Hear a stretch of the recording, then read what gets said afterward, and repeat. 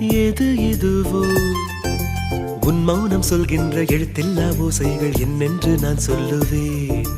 இது அதுவோ இது அதுவோ சொல்லாத சொல்லுக்கு இல்லாத வார்த்தைக்கு ஏதேது அர்த்தங்களே. பெண் தோழன் நான், ஆண் தோழி நீ, நட்புக்குள் நம் காதல் வாழும்.